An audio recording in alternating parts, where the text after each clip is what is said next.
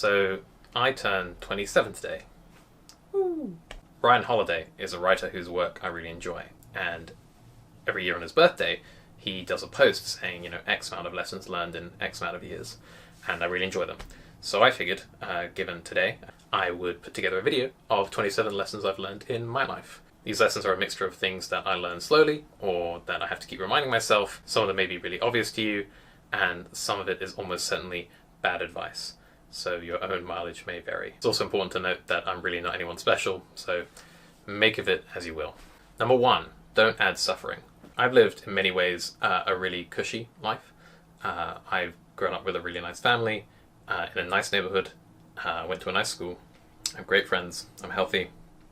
So in some ways I'm just extremely lucky. Growing up, when I would see, friends or family members suffering, I would feel guilty about being happy. Almost as if there was a certain amount of suffering in the world, and if I wasn't in pain or depressed or unhappy, then I wasn't taking my fair share of it, and that made me a bad person. And then as I got older, I also bought into this narrative, which I think is more of a sort of macho masculine thing, of in order to be great, you need to suffer. And suffering legitimizes you as a person. And that life is a constant choice between pain now or pain later. In the sense of like all medicine is bitter, right? And so I would punish myself. I would, train to the point of injury. I would romanticize self-destructive tendencies. And these narratives are bullshit. So first of all, pain is infinite. Like, you'll never have suffered enough. Life will throw horrible things your way naturally. You don't need to add it yourself. If you're happy, savor that. Better yet, spread it. If you're in a position to throw your friends a lifeline, do. Don't drown yourself with them in solidarity. That's just stupid. Anyone in pain or is suffering will tell you that they don't want other people in that state. This isn't to say you should avoid hardship or difficulty in life. You should challenge yourself where appropriate, but it should be for a purpose, not to just punish yourself or beat yourself up. There's a Seneca quote which says that we suffer more in imagination than we do in reality. And oftentimes it's used as a quote meaning, don't worry. Like, a lot of our suffering is just due to worrying. But I take it nowadays to mean more like, how much of this present moment is bad because I'm imagining it has to be? Have I told myself that all exercise has to be painful? Is that why I'm suffering? Like, is it actually? Or have I just had this expectation that it needs to be? Am I adding suffering here? So yeah, don't make things harder than they need to be. Don't add suffering to your life for no reason. If you're happy, savor it, help others. Don't add suffering. 2. What great lovers and friends have in common. What makes for a great lover? Take a moment to think about this. Perhaps you're thinking of someone who's generous, or skilled, or experienced. And all these things are desirable, yes. But what really makes for someone to be a great lover is someone who not only gives, but also receives pleasure. And the reason for this is that, when you spend time with someone like this, you leave not only with the feeling of, damn, that was good, but also, damn, I'm good. Or, in the best case scenario, damn, we're good. And this principle, I think, extends to other kinds of relationships as well, including friendships. So I have this friend who's wonderful, and they'll be there for you at a drop of a hat. And they'll always listen to your problems and everything. But they're really bad at talking about their own problems. And they imagine it as though if they talk about their own problems too much, they'll seem as boring or needy, and then people won't want to be friends with them. And that's nonsense. And I try and explain this to them, that them telling me about their problems allows me to fulfill the role of being a good friend. And that not every conversation has to be a 50-50 split between talking about you and talking about me. I think growing up, I had this idea, I think because of low self-esteem, that in order for people to like me as a friend, or in other contexts, I needed to give more than I received. In every situation, always. As though, there was like a point-scoring game, and I needed to have higher points. But I've learned that actually sometimes the most generous thing you can do is to be selfish. Let yourself receive, or let yourself be listened to. Talk about your problems. If you call up a friend and you talk about your problems to them, then the great thing about this is that maybe next time when they have a problem, they can call you. Learn to give and receive. Learn to play both roles. That's the secret of being a great lover and friend. 3. For everyone's sake, look after your health. Yeah, I know, this feels really obvious. But as someone who has jeopardized his health repeatedly and had to fix it over the course of a number of years, it's something I need to remind myself. I think for a long time I sort of told myself that I could grit my way through any habits that were damaging to my health, like it was a question of willpower. Whereas in reality, I think health is one of the best levers you can pull. There's a great quote from Tim Minchin in a speech he did at UWA, where he says that sleep and exercise is basically the cure for existential angst for philosophers. And I think that's true. I think a huge amount of problems are just solved by a good night's sleep and a good meal and time with friends. I think we deprioritize health at our peril, and certainly as I got older and I met people who couldn't fix their health, you realize that there's a real truth to the quote that the healthy person desires many things, but the unhealthy person desires but one. And you sort of owe it to yourself and to people who care about you to look after yourself. So for God's sake, look after your health. 4. Much of health is simple and is therefore boring. So following on nicely from the last point, I think it's really easy to get sucked into a narrative around there are some health secrets, or that this one trick or diet or supplement or exercise regime is going to unlock this like twice as healthy you. I'm not a doctor or a health professional, but I'm someone who has gone down the rabbit hole of any possible whiff of some secret. I've tried the supplements, I've tried extreme diets, I've tried extreme sleep protocols, I've done all of that. And there are some things that work better than others. There are some foods which are particularly nutritious, sure. There are maybe some exercises that are better than average for most people. But if you're fretting around buying an expensive supplement and you haven't sorted, and you're able to sort things like enough sleep, regular exercise, time outdoors, time with friends, enough fruit and vegetables, minimizing stress, not smoking or drinking too much, cutting out toxic people, your focus is possibly misplaced. I know this isn't the case for everyone. Some people do need extreme diets, and some people can't do those things. If you're someone who can, optimal health is probably a case of the boring, simple things, and not some secret that you're going to find browsing the internet at 2 a.m. And I'm not saying that just by getting the basics right, your mental and physical health problems disappear. But with me at least, sorting the basics seem to help disproportionately more than a lot of other things. So yeah, much of health is simple and is therefore boring. 5. Everyone is messed up and deeply, deeply flawed. So I've come to think of mental health kind of like physical health, in that, what's the chances that by the time you're in your mid-20s or even late teens, that you haven't had some sort of physical injury of some kind? Maybe it's some minor scrape or bruise, but most people have broken a bone or two, right? They've been in some scraps. And I think the same goes for mental health. There's hardly a friend I know who hasn't gone through some serious shit or is going through something right now. And I think there's an unhelpful narrative in the media that our generation is somehow more vulnerable or susceptible. I have a lot of historian friends, and I've made a point of asking all of them at some point, do you think mental health problems existed before we had the phrase mental health problems? And every single one of them have said yes. Mental health problems are nothing new.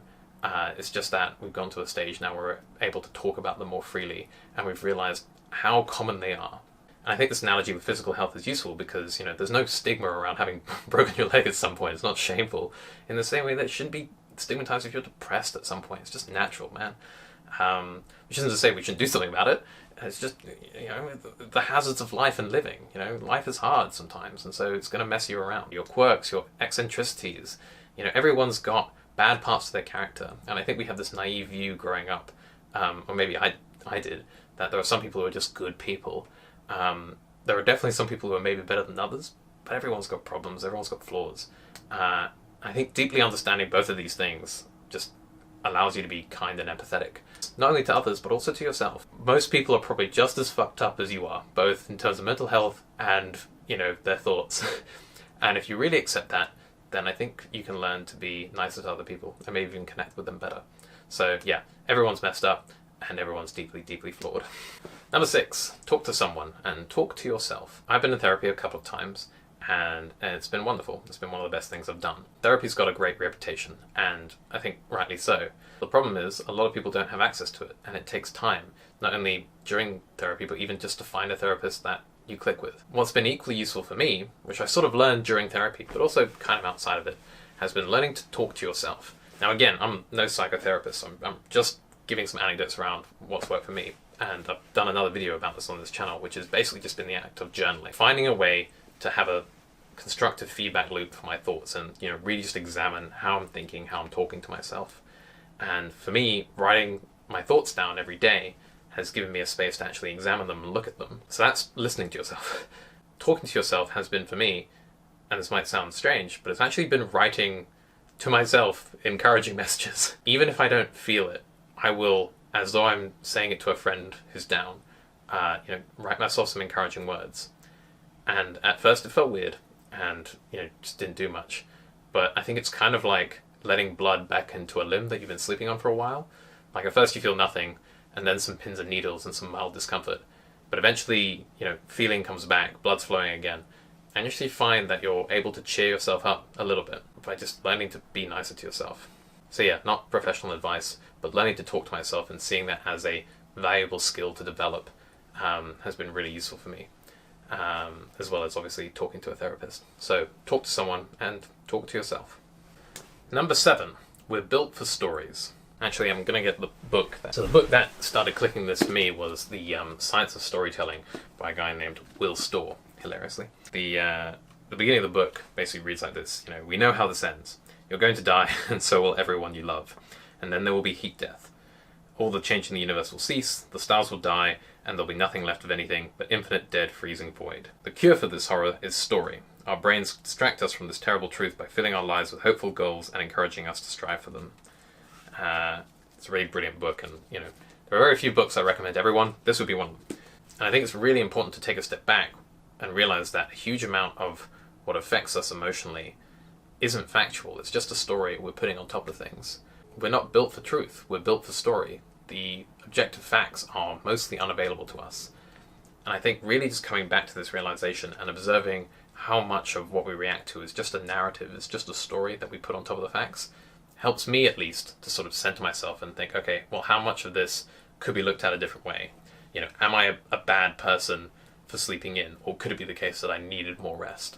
What's a more accurate story here? Or maybe they're equally as inaccurate, in which case, then it doesn't matter. Then don't react to it. Be nicer to yourself if it doesn't matter. Detaching from what the facts are, from what the narrative is, has left me a much sort of calmer person, and has allowed me to actually start thinking, well, maybe there are some more useful stories I can tell myself here. So yeah, we're built for stories. Take advantage of that. Number 8. Do you want to change? Have a theme. So the last 10 years or so, I've consumed a metric shit ton of self-help content, be it blogs or books or whatever. This idea is actually one that's stuck and I think works really well. I actually got the idea from a video by CGP Grey, and it's in regards to a better way of thinking about New Year's resolutions. A lot of people set goals, but the problem with goals is that they're very precise, and a lot of the time, life doesn't care about your goals. So you might have a goal for losing weight, or getting stronger, or whatever, but then circumstances might come in 2 weeks that mean that your goal is just completely unachievable or totally irrelevant. Whereas having a theme, which is a lot looser, gives you more options to win at the game, which is important because life is extremely varied and there should be many ways to win. So an example of a theme might be patience. And patience is something that you can practice in almost any situation. Having a theme basically gives you a roadmap at any moment of, how can I better fulfill this theme, given my choices. So you might have another theme might be health or discipline or fun or, being relaxed or whatever. So in the last year, when I turned 26, I had a theme which was a year of bad art. I wanted to spend the year just making things, not worrying too much about them, and posting them online. Now, did I fulfill this theme perfectly? Absolutely not. I sometimes went weeks without posting things. I certainly didn't post everything I made. I made a lot of really, really bad videos. But in the last year, I've made a lot more than I did in the years prior. It got me making things. And so in that way, I view it as a huge success. There are many things that are labeled brain hack, but I actually think, deciding on a theme if you want to change actually earns that title.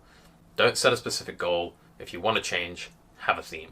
Number 9. Cynicism is easy and useless. Don't get me wrong. There is no shortage of reasons to be depressed, down, melancholy, morose, cynical about the world as it is today. I need not mention them here. But I think there's a difference between criticism, which we can apply to any situation, and cynicism, which is a general attitude which I think leaks into your life. When I was growing up, I really liked the idea of being cynical and pessimistic because on the one hand, I think it was a counter to the idea that I was a naive young man, which I was. And also, it intellectually sort of felt self-righteous because as a pessimist, you're either constantly being proven right or pleasantly surprised. But the problem is that cynicism is a self-fulfilling prophecy. You carry that attitude with you to everything you do. And eventually you sort of realize that cynics aren't useful. You know, anyone can point out that things are wrong and that things could be better. What's really hard is actually doing it and feeling motivated enough to do it. And I think it actually takes courage the older you get to not be cynical, because you have more and more experience of, you know, people letting you down or things not working out, or, you know, gazing into the reality that the world is a tough place in many regards. But I think that's why it becomes more important as you get older to actually be pro stuff, be positive, to believe in things. Yeah, you'll be disappointed again, sure, but eventually you'll be right. And I think if you're a cynic, you've already lost. Whereas if you dare to believe in something, at least you have a chance of winning and for things to turn out okay. Cynicism is easy and useless. Number 10, say I love you. I wrote a long essay about this a while ago. It's really simple. Tell the people that you love them. And there are all kinds of love, not only romantic love, but also, you know, love for your family and love for your friends. And say it in the way that you're comfortable with. There are many ways of saying it. You have to say it with words. You know, life is really short, and, you know, who knows what could happen. And it just feels like a worthwhile thing to try and achieve, which is to let the people you love know that you love them on a semi-regular basis. I know even just saying it makes me feel good, and when someone who I'm close to tells me that they love me, that's also a nice feeling. So simple, but it just feels important. Say I love you. Number 11. Gratitude is a process, not a switch.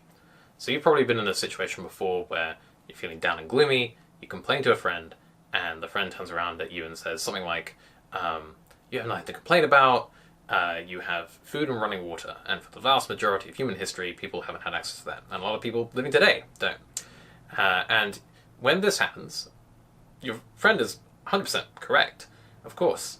But usually, at least for me, I haven't felt better, I've felt worse. Not only have I had my problem that I'm sad about, but now I also have the additional problem that I'm ungrateful, and that I lack perspective. And I think the lesson for me has been that gratitude isn't just something that you can switch on and off. I think it's something that you do need to cultivate and develop. And looking at things from a broader perspective definitely is important, but it's not something to bludgeon yourself with and to beat yourself up over. The author Edith Eger, who wrote The Choice, which I've done a video about on this channel before, says that there's no hierarchy of suffering, you know, by which we can't really say someone's suffering is greater than someone else's. I'm not necessarily sure that's absolutely true. That being said, I think it's useful as a way of having empathy for yourself while developing gratitude, which is that, you know, all the pain takes place within a certain context. Certainly I have a huge amount to be grateful for, and I do take stock of that every day. But it takes time, and some days you'll feel less grateful than others, rightly or wrongly. So gratitude is a process, not a switch. Number 12, this window will close. This is an idea I use to try and cultivate gratitude. I'm a big fan of Stoic philosophy, and one of the tenets of Stoic philosophy is this idea of memento mori, or remember that you're going to die, and everyone around you is going to die. And it feels morbid, and it is, but it, you know, it's one of these things of trying to keep things in perspective. The thing is, sometimes it's so dramatic that I find it hard to relate it back to the moment I'm in. And so I came across this phrase, which is this idea of this window will close, and it feels more immediate. And it's basically to say that this window, this collection of opportunities, of moments that you're in, will close, it'll change. And so the window might be the time at which you can call someone your friend, or the time at which you are going to school in a certain year, or the time at which your improv troupe are happily performing together. That last one's pretty specific to me, I think. I like this phrase a little bit better because, firstly, saying this window will close kind of implies there'll be another one, right? Like, life will go on, there'll be other opportunities, and that's optimistic. But secondly, I think it feels more immediately true and easier, therefore, to appreciate. And I'm quite lucky in that I came across this idea fairly early on, and so I did manage to take stock quite a few times in my life and just have a moment of going, wow, right, this is quite temporary, this situation, because life will change and we'll all go in our different directions, and just, you know, take a moment to take stock and really appreciate it. And of course, it's also good to remember in the bad times, because the bad times do pass. So remember that this window will close. Number 13, get bored every day. A few years ago, I was going for a walk, listening to some music in my headphones, and they broke mid-walk. Very dramatic. And I sort of panicked and spent a good 5 minutes just trying desperately to fix them, because suddenly the idea of me walking without music seemed abhorrent, something I couldn't tolerate. I'd heard the idea that, you know, we're all getting addicted to entertainment before, and, you know, we don't know how to be alone with our thoughts. And I just sort of listened to that and went, oh, that doesn't really apply to me. But it was really in that moment where that sort of undue, sort of almost panic of being not entertained on this relatively dull walk that I do every day, it was a real wake-up call that I actually need to make space for boredom in my day-to-day life. And I think boredom is kind of like jumping into some cold water, in that there's always going to be a sense of, you don't want to do this. You'd rather be warm and entertained. But once you jump in, after a few moments, you realise it's really not that bad. If anything, it's quite pleasant and refreshing. And so learning to be bored and to tune out of all the endless noise and information that's thrown at us all the time has been really important, I think, even just for my mental health. So yeah, I think boredom is this certain kind of comfortable discomfort, which I think it's important to expose myself to as our modern day world becomes more saturated with screens and information. So get bored every day. Number 14, shoot all your shots. I think we all know the phrase, you miss 100% of the shots you don't take. I'm naturally a very risk-averse person, so maybe this applies more to people like me, who need to be reminded that the things we consider risky are really not that risky at all in the grand scheme of things. Asking someone out, if they say no, the side effects are embarrassment, and then nothing happens. Or messaging an author you're a huge fan of on Instagram or Facebook. If they don't reply, nothing happens. So remembering to shoot all your shots, that, you know, it's important to take risks, has been really important for me to learn. And so far, I haven't regretted shooting any. So shoot all your shots. Number 15, Mary Poppins was right. In every job that must be done, there is an element of fun. Find the fun, and snap, the job's a game. Oh, I totally got that right. This was a huge shift in my thinking, and it happened in the last few years. I really bought into this idea that the key to everything is just more discipline, right? Like a failure to achieve any goal, or to make anything happen is merely just a failure of your own discipline. And it's sort of embedded in that idea is that, you know, you wouldn't need discipline if it didn't suck. But if we flip the question around, why don't we ask, how can we make the thing that we need to do more fun? A lot of life is filled with mundane tasks. How could we enjoy, you know, washing the dishes? How could we enjoy this basic admin task that we need to do? And I think we do this almost intuitively, like, you know, we might listen to music, or, you know, hang out with friends while doing certain things. But I think just framing it in the way of how can we make it actively enjoyable is a really useful thing to do. People like having fun. If you can make something fun, you'll naturally want to do it. Sisyphus was punished by Zeus to endlessly push a boulder up the hill, which would roll back down again, and so they just have to repeat this for eternity. And sometimes this is seen as a really apt metaphor for life. It's just a series of tasks that you need to repeat infinitely, and that sucks. But if you think about it, a lot of games and sports basically have the same structure. Like, you don't play a game and then win forever. Once you play a game, you play it again. Strongman competitions are sometimes literally about pushing a boulder up a hill. Bowling is literally about rolling a boulder to knock over pins that come back down in exactly the same way again. It might seem childish, but I think there's a certain genius in trying to make things that we have to do into a game, because all games are imaginary, but the reactions we have to them are real. The fun is real. So if you want to start a new habit or start doing something new, don't just ask yourself how I can make it tolerable, ask how I can make it fun. What a day to feel. See, that right there is indication that was good advice. Ultimately, fun is something that you can make. So the more mundane a task is, see that as the greater challenge for your imagination. Mary Poppins was right. Number 16, try all the things. I have tried and failed at an absurd amount of extracurricular activities in my time, all with extremely mixed success, sometimes none whatsoever. But the really great thing about these experiences is that you realize how flexible your identity is, and that if you really throw yourself into something for 3 to 6 months, into a new community, into a new activity, you realize that your identity is actually quite flexible. Before I ever tried dance sport at university, I always saw myself as a person who was awkward at dancing because I was nerdy, I like science and physics, so I just sort of accepted that whole collection of stereotypes. But when I did it, I realized, wait, actually, I'm someone who can be at least halfway decent at this. And now when I go to a situation where there's dancing, I'm confident. I know I've done this before. I'm not the best, but I feel good about it. And when you try lots of new things, eventually you'll realize that there are certain parts of yourself that you do carry along to each of these new activities. And that's a really useful insight as to like who you are deep down. At the end of the day, we're just these really easily influenced, squishy computers.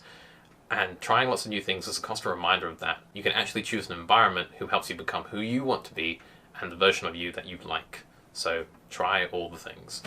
Number 17, few things in life are linear, so be patient. I feel like our default expectation for any process is a linear one, which is kind of strange because almost nowhere is anything perfectly linear. You know, not in how people's height changes or how plants grow or anything like that. Or even something as simple as weight loss or weight gain. Like there are fluctuations in just like, you know, water retention and everything. Maybe it's a side effect of the fact that, you know, a lot of the things that we care about now are so easily quantified, like wealth or number of likes on a social media post. I think the reality is there are lots of different timescales that are more common. Some things are cyclical or seasonal, and some things are just chaotic. All this to say, don't freak out. The game of life is long. And if you're not making linear progress on something, be patient. Eventually things will change. So just remember, few things in life are linear. Be patient. Number 18, as it starts hailing outside my window. And I'm not even joking, problems are inevitable, problems are soluble.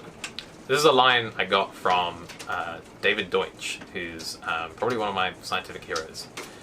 And he basically talks about it in the context of like scientific research. And this might seem depressing, but you've got to add on one extra line, which is sort of implied by David, which is that problems are inevitable, problems are soluble, but some problems are desirable. Like the problem of how tightly I'm going to hug my friend the next time I see him. That's a good problem to have. There's not really much to this, really. It's a phrase I try and keep in mind when everything seems to be getting too complicated and spinning out of control. And just to sort of come back to problems are inevitable, but problems are soluble. Number 19. Mistakes and setbacks are inevitable too, so make peace with that. The thing is, you're going to mess up. You're going to make the wrong choice at some point. That's just inevitable. Earlier in my life, I got really caught up with this idea that there was some sequence of events or some sequence of actions that I could take in principle that would lead me down a perfectly happy life. And it frustrated me to no end that I just didn't know what those were, right? And any deviation from the optimal path felt like a failure in some regard, which is nonsense. Obviously, we should do everything we can to avoid failure and setback, but it's a part of being in the game. And if you're playing the game well, then you're having fun, even through setbacks and failures. So when they happen, don't beat yourself up too much. It's just a product of being human. Mistakes and setbacks are inevitable too, so make peace with that. Number 20, you've got to have faith in something. Okay, yeah, so younger me would not have liked this one. I very much, saw myself as this, edgy atheist growing up, studied physics and then the philosophy of physics, right? So I'm thinking, I'm knee deep in rationality, right? But I think I've slowly learned that the point of faith is to be irrational. And I'm not saying that I believe in any god or that I'm religious. It's more the irrational part of it is a useful tool for living. Probably the best illustration of this is something called the Stockdale paradox. So James Stockdale was a Vietnam POW, and before he was in the POW camps, he studied Stoicism. So he's written some really interesting material, having survived the camps, about stress testing Stoicism. And he said it worked great. He survived, he got through it. And he said something really interesting, which was, he said that it was the people in the camps who hoped for an escape by a certain date who ended up heartbroken and didn't make it. Whereas he was always realistic about how bad the situation was. But despite this, he clung to an irrational belief that things were going to be okay. So that's the paradox. You have to be completely realistic and rational, but at the same time, there's space for this irrational faith that things are going to be alright. I think I see a lot of nihilism in our generation and in our times right now. And again, not without good reason. But I think faith exists maybe merely as a tool to get through the day and to live a better life. And its power is in its that irrational, and is in that it has actually nothing to do with the real world. Edith Eger, who I've already mentioned, she says in her book that the mantra she repeated to herself while she was in Auschwitz was, if I survive today, then tomorrow I'll be free. Now obviously that didn't prove to be correct until the very end, right? But eventually it was true. And maybe that was just a tool for her to survive. That's still useful, and it's something we should learn from. So yeah, I think irrationality is its source of power, and that's why you've got to have faith in something. Number 21, here we go. If you look at someone through rose-coloured glasses, all the red flags just look like flags.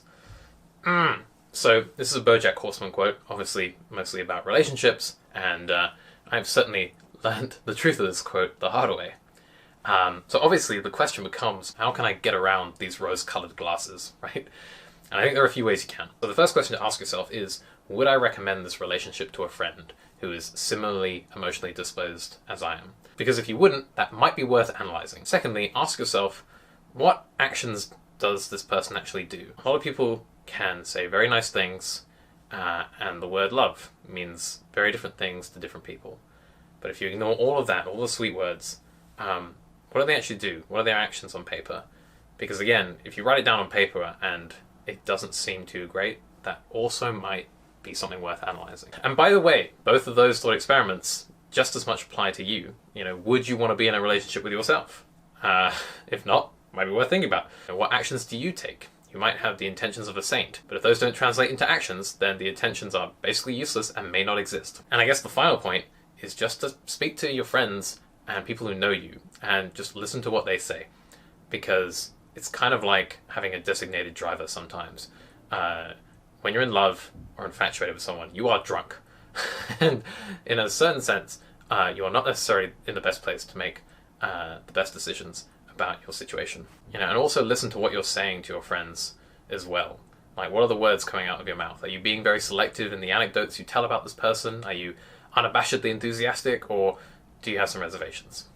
All of these things worth thinking about, because when you look at someone through rose-coloured glasses, all the red flags just look like flags. Number 22, be loud about the things you like, be generous with praise. Maybe this is just like a thing that guys are particularly bad at, or maybe it's just a British thing, but for whatever reason, I grew up just not very able to give compliments, or I was very reserved in giving praise.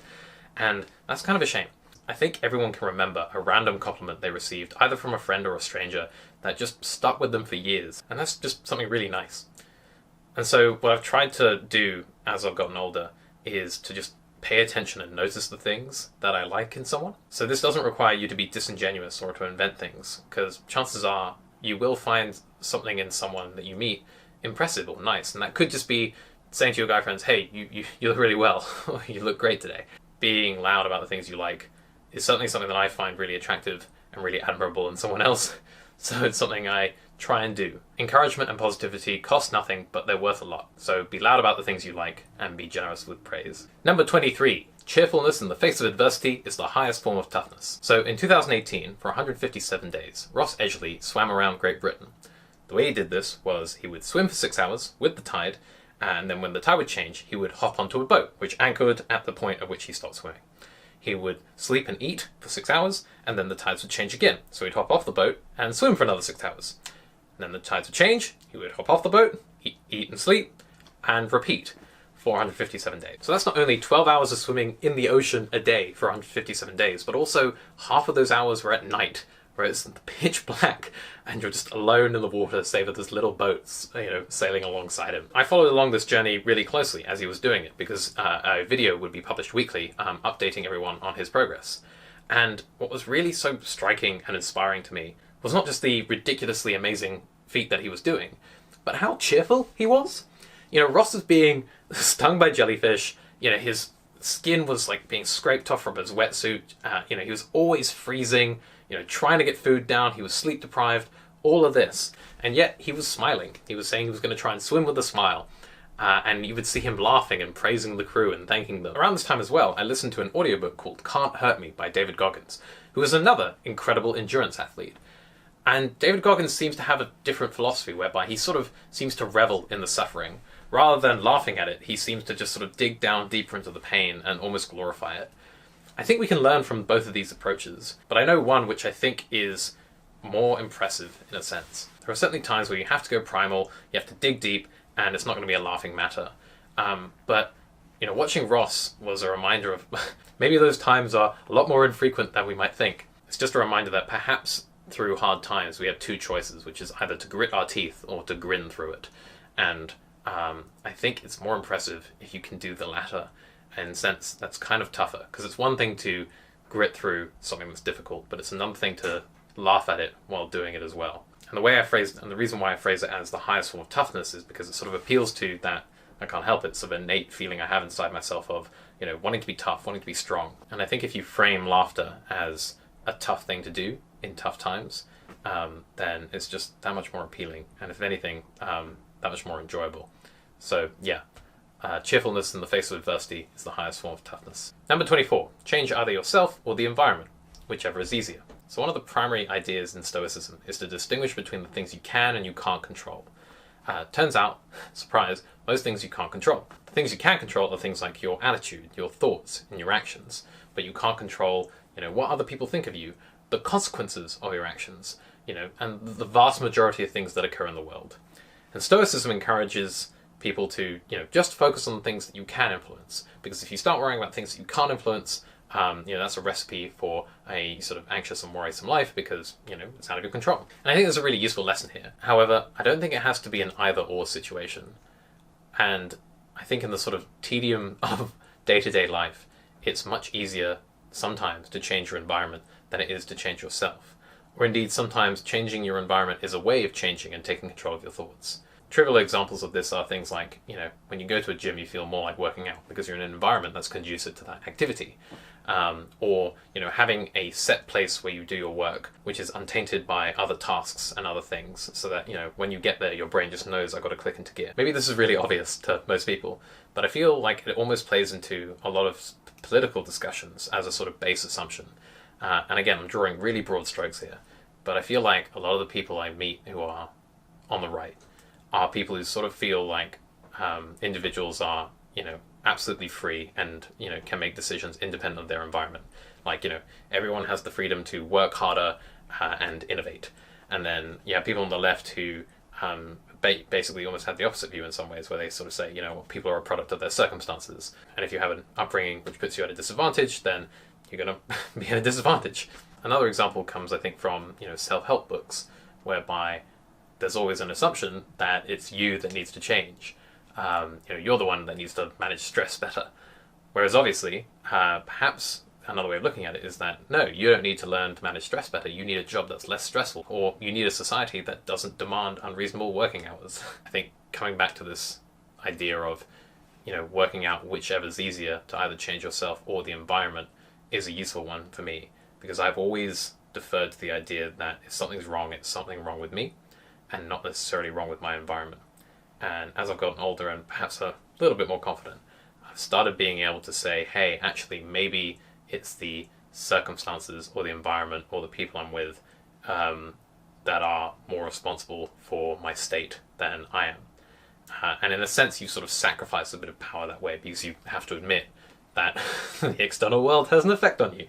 But it's also a good thing to admit, because it does. So change either yourself or the environment, whichever is easier. Number 25, you're still uncool. It may come as a surprise to you that growing up, I wasn't that cool. In fact, I was actively uncool in many ways. I wasn't confident, I wasn't sporty, I had really nerdy interests. Don't get me wrong, I had a lot of uncool friends, who are still my friends, over a decade later, which is awesome. And I think, like every teenager, I spent a lot of time and effort trying to be cool, trying to be socially liked. When I was 16, I came across this interview with Gerard Way, who was the lead singer of My Chemical Romance, which is a band that I loved then, and I still enjoy now. And he basically says that he had a realization before playing a very big show on a tour, where he sort of realized that despite being in this famous band, he was still uncool. And he was really happy with that revelation. And he said a line which has always stuck with me, which is that you're never going to be cool, so stop trying. And I remember when I heard that, it was like a weight was lifted. It's like, oh yeah, like I'm never going to be cool. And that's all right. And I think I forget this periodically. And certainly, again, with social media and trying to make videos and stuff, there's a sense of, I go through phases of trying to be liked and trying to be cool. I'm an acquired taste at best. And, hardly anyone is built to be loved by everyone. Like, don't get me wrong, I really like the person I am. Like, I'm happier right now than I've ever been in my life. But I'm still uncool. Number 26, learn to love the paradox. So I believe that humans are determined. I don't actually think free will exists. I think we make our decisions based off of reasons that we normally don't control. I didn't choose to be hungry. I didn't choose to like the things that I like. And if I did choose to change what I liked, that would be for reasons that I wouldn't control, and hopefully you get the idea. Not everyone agrees with this. But obviously, day to day, and even in this video, I talk about making choices and changing my thoughts. And obviously that's a paradox, there's a contradictory.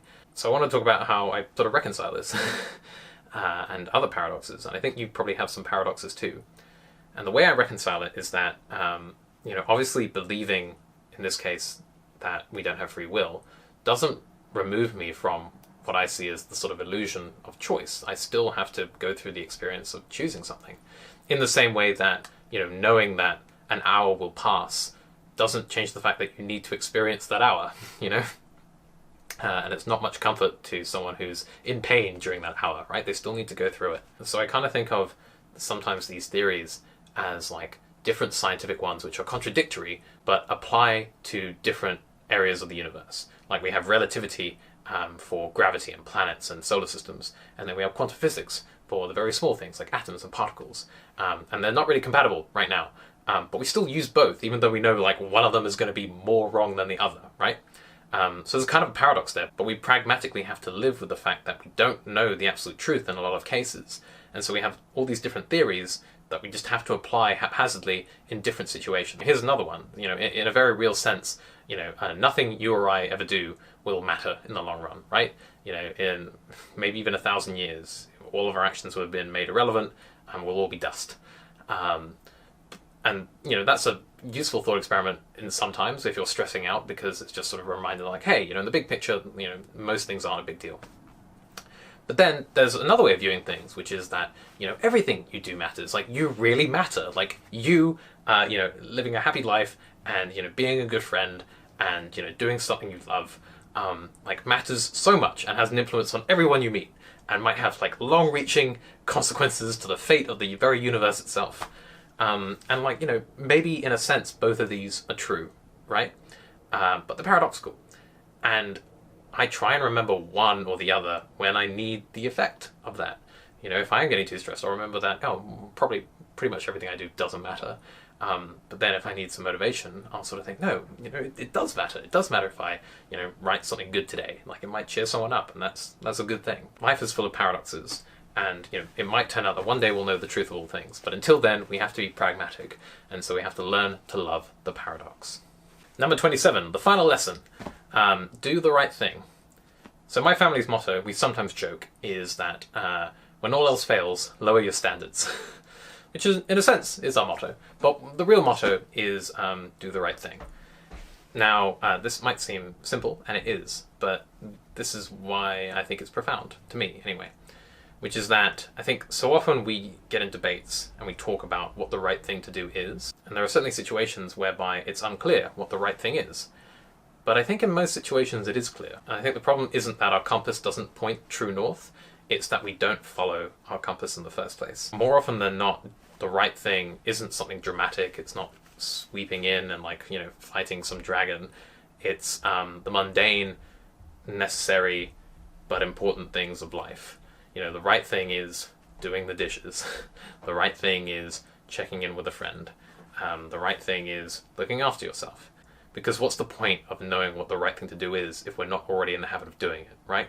Surely the habit of doing what we know is right should precede, knowledge of what the appropriate action at any due moment is. When life's getting complex and you just need to get through the day, or even when you're happy, it's just a reminder to, hey, follow your instincts, follow your gut, follow your conscience, do the right thing. And that's that. That's all 27 lessons. I hope some of that has been thought-provoking. Hail seems to have cleared now. So yeah, thanks for listening.